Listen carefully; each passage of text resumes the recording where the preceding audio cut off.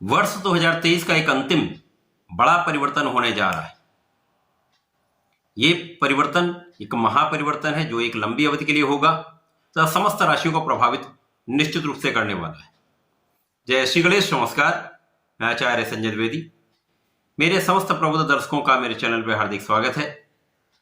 आज मैं राहु के महापरिवर्तन प्रभाव को लेकर आपके सम्मुख उपस्थित हूं। अक्टूबर माह में 30 अक्टूबर को राहु अपनी वर्तमान राशि का परिवर्तन करेंगे। मेष राशि से परिवर्तन करके गुरुदेव बृहस्पति की मीन राशि में प्रवेश कर जाएंगे। अब गुरुदेव बृहस्पति की मीन राशि में जैसे ही इनका परिवर्तन होगा तो ये किस प्रकार का परिणाम देने वाला है। आज मैं धनु राशि के लिए राहु के इस महापरिवर्तन का किस प्रकार का परिणाम प्राप्त होने वाला है, संपूर्ण विश्लेषण मैं पूर्ण तर्क के साथ करने जा रहा हूं। प्रिय दर्शकों, ये राशिफल आपके चंद्र राशि पर आधारित है, अर्थात आपकी जन्म कुंडली में चंद्रमा यदि 9 नंबर में स्थित है, इसका अर्थ यह है आपकी धनु राशि है। जिन जातकों का धनु लग्न है उनको भी राशिफल अवश्य देखना चाहिए। राशि और लग्न एक दूसरे से ये 50-50% के अंदरों का भाग होता है। यदि हम दोनों को देखेंगे तो 100% विश्लेषण समझ में आएगा। इसलिए मैं कहता हूं राशि वाले तो देखें ही, लग्न वाले भी इस गोचर को देखें। धनु राशि गुरुदेव बृहस्पति की राशि है और गुरुदेव बृहस्पति की द्वितीय राशि में मीन राशि में राहु का परिवर्तन होने वाला है। मीन राशि विस्तार की राशि है, जल तत्व राशि है, जहां पर राहु का परिवर्तन निश्चित रूप से कुछ बड़ा बदलाव लाने वाला है, कुछ बड़ा परिवर्तन जो लाभान्वित करने वाला है, ऐसा होने वाला है। कारण क्या है? अभी तक यदि हम स्थितियों का अवलोकन करें तो धनु राशि के लिए राहु का गोचर पंचम भाव में चल रहा है।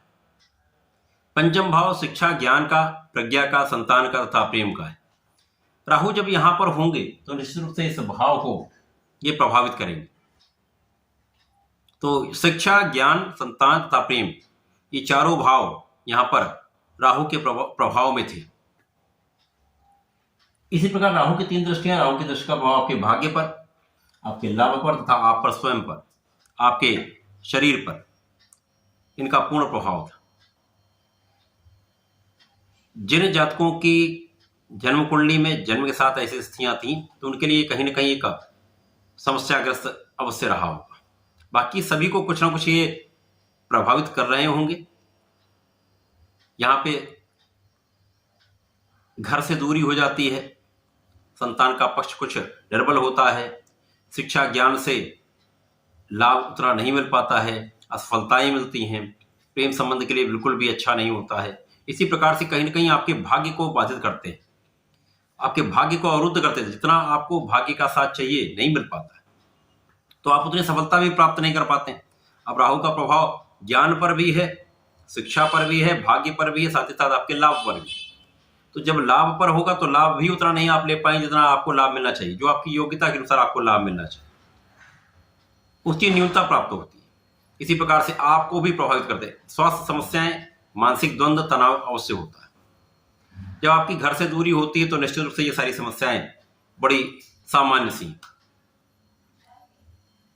अब जो गोचर प्रारंभ हो रहा है वो चतुर्थ भाव में, चतुर्थ भाव जो कि केंद्र का भाव है, और उसके पहले जो मेष राशि में राहु के परम शत्रु भाव में ये गोचर था, तो इसका भी बहुत प्रभाव पड़ता है। परंतु तो गुरुदेव की राशि में है, गुरुदेव की राशि के लिए हम लोग ये राशिफल देख रहे हैं तो यहाँ पर एक सामंजस्य है। और जल तत्व राशि है जहां पर राहु का प्रभाव एक विस्तार देने का होता है। राहु जब चतुर्थ भाव में गोचर करेंगे तो केंद्र के भाव में प्रबल अवस्था होगी। गुरुदेव की विस्तार की राशि है तो उस भाव को विस्तार कर देंगे, विस्तृत कर देंगे। तो सुख, भूमि, भवन, वाहन, जनता का भाव ये प्रभावित होगा, इनका विस्तार होगा, लोगों का सहयोग प्राप्त होगा। यद्यपि यहां पर माता के स्वास्थ्य में समस्या हो सकती है, माता से दूरी हो सकती है, कुछ क्लेश की स्थिति हो सकती है यहां पर, परंतु आपके सुखों का भाव प्रबल होगा। सुख संपदा आपके लिए यहां पर उसके योग बनेंगे, जनता का पूर्ण सहयोग प्राप्त होगा। जो लोग राजनीति में हैं उनके लिए विशेष योग है, आपको बढ़ाने का, आपको सफलता देने का, आपके कार्य क्षेत्र में प्रगति का संपूर्ण योग बनेगा।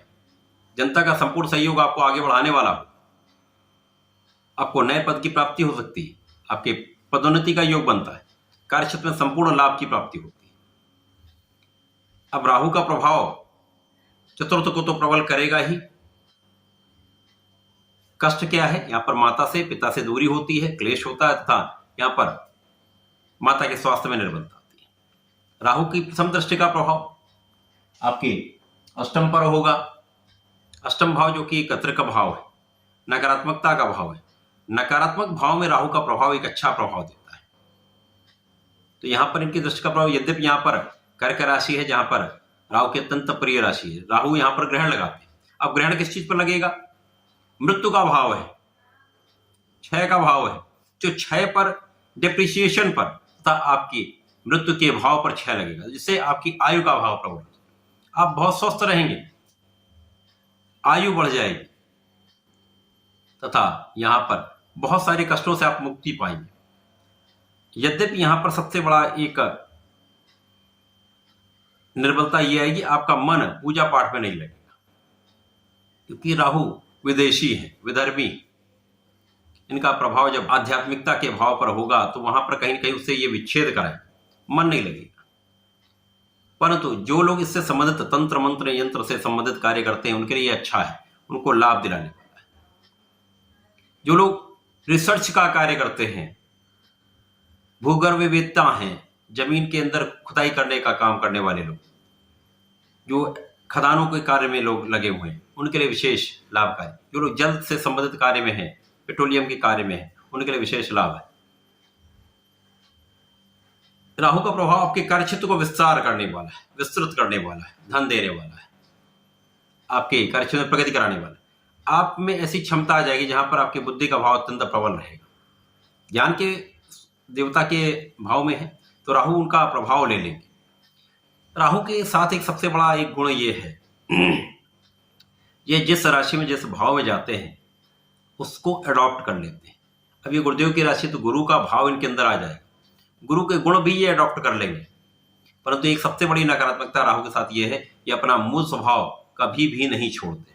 तो अच्छे प्रभाव तो निश्चित रूप से बढ़ेंगे ही, परंतु जो इनकी नकारात्मकता, जो पॉइजनस इफेक्ट है, जो विषाक्तता है, वो भी कहीं ना कहीं बनी रहेगी।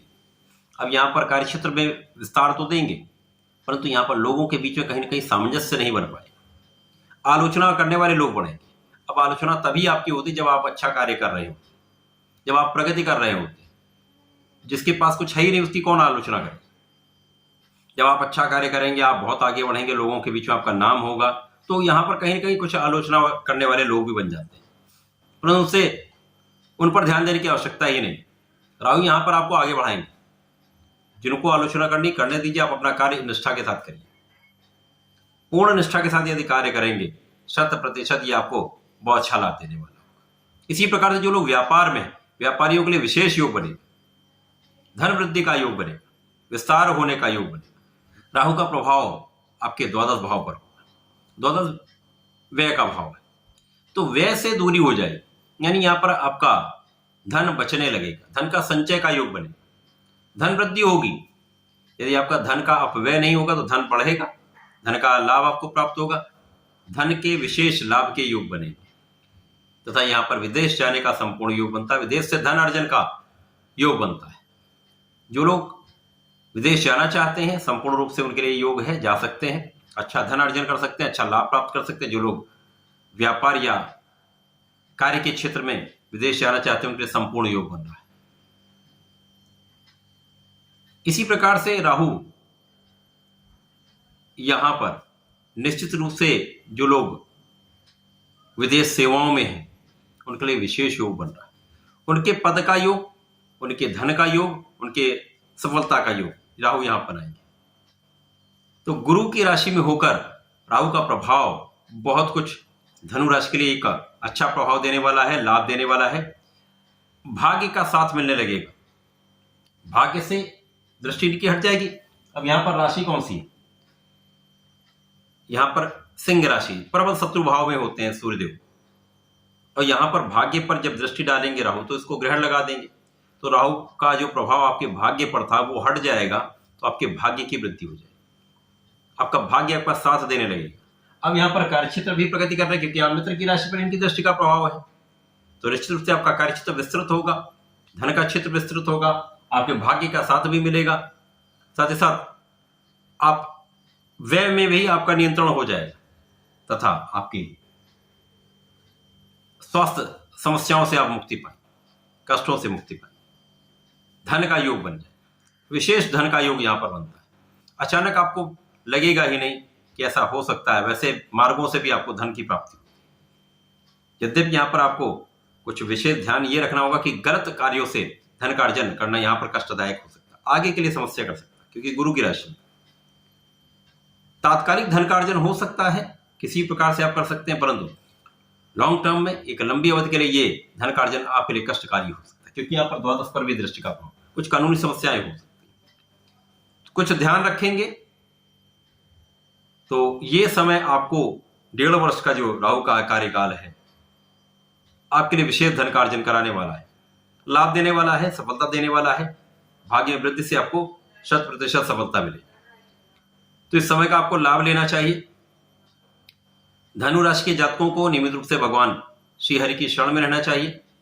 वर्तमान समय में यदि संकट नाशन श्री गणेश स्तोत्रम का पाठ कर लेते हैं, क्योंकि राहु का विशेष उपाय ये, यदि संकट नाशन गणेश स्तोत्रम का नित्य पाठ कर लेते हैं तो सुन भी लेते हैं तो बहुत सारे राहु के नकारात्मक प्रभाव कम हो जाते हैं। इसी प्रकार से प्रतिदिन हनुमानाष्टक का पाठ अवश्य करना चाहिए।